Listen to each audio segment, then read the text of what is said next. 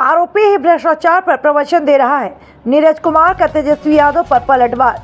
बिहार में पुलों के गिरने पर तेजस्वी यादव ने नीतीश सरकार पर सवाल खड़े किए हैं, जिस पर जेडीयू नेता नीरज कुमार ने पलटवार किया।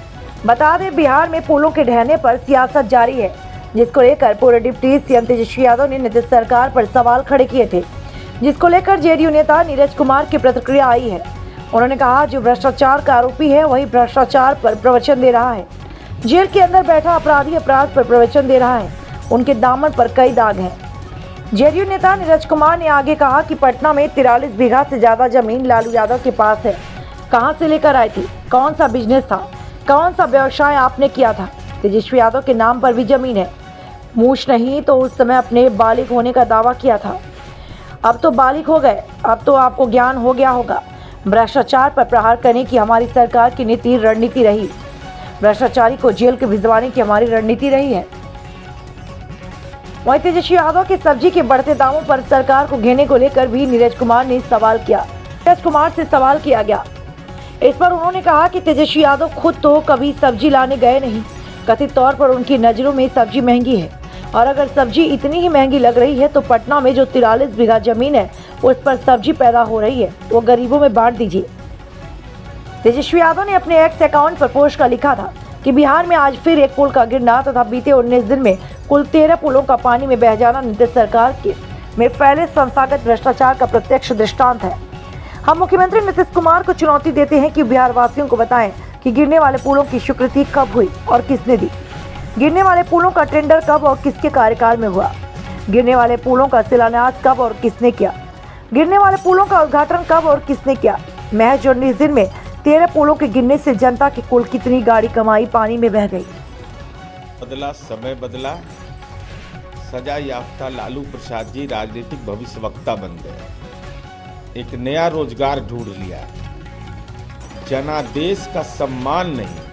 2004 में कितने सांसद थे? जरा कृपा करके मेमोरी पावर ठीक है ना लालू जी?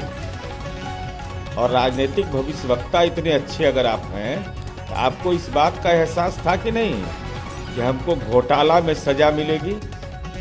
आप भविष्य यह देखे थे कि नहीं अपने बेटा बेटी का कि उनको सीबीआई कोर्ट में पेशी के लिए जाना पड़ेगा, जहां आपके नाम के साथ पुकारा जाएगा, लालू प्रसाद पिता बेटा तेजस्वी यादव हाजिर हो। यह दुर्दिन होने के बावजूद अरे जनादेश का सम्मान भी है। 2029 तक सरकार भी चलेगी और भ्रष्टाचारी एक एक करके न्यायिक प्रक्रिया के तहत जेल तक पहुंचे।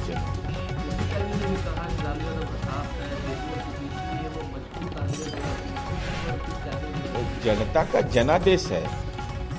हम 30 लोकसभा सीट बिहार में जीते हैं। माननीय नीतीश कुमार जी के नेतृत्व में बिहार में जीत हुई है, तो हम केंद्र में हमारी सरकार है, सरकार के हम भागीदार हैं। तो टीडीपी हो या जनता दल हो, एक स्वाभाविक सहयोगी है।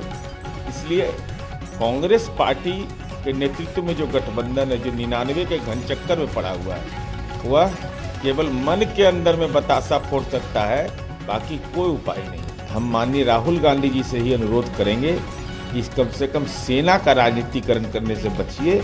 ये देश का पुरुषार्थ है, देश का स्वाभिमान है, और शहीद का सम्मान करना हमारा राजनीति का संस्कार है।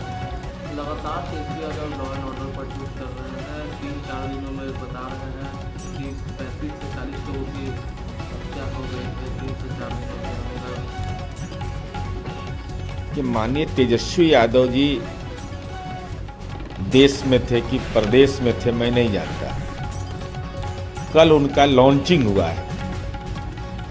लोकसभा चुनाव हारने के बाद बेचारे लज्जा से रह नहीं रहे थे।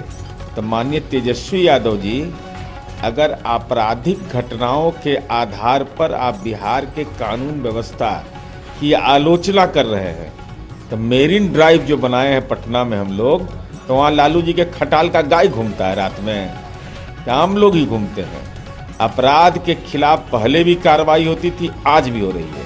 हम तेजस्वी यादव से यह जानना चाहते हैं कि जब आप राज्य के उप मुख्यमंत्री थे तो 8,832 हत्या की घटना हुई थी, उस समय भी कार्रवाई हुई थी। और चोरी इतना बढ़ गया था महागठबंधन के साथ जब हम थे तो 1,11,322 चोरी की घटना हुआ था, तब पर भी कार्रवाई हुई थी। अरे आपराधिक घटनाओं के खिलाफ कार्रवाई करना तो हमारा राजनीति का यूएसपी है। आपका यूएसपी है राजनीति में लंपट, गुंडा, बदमाश, उनको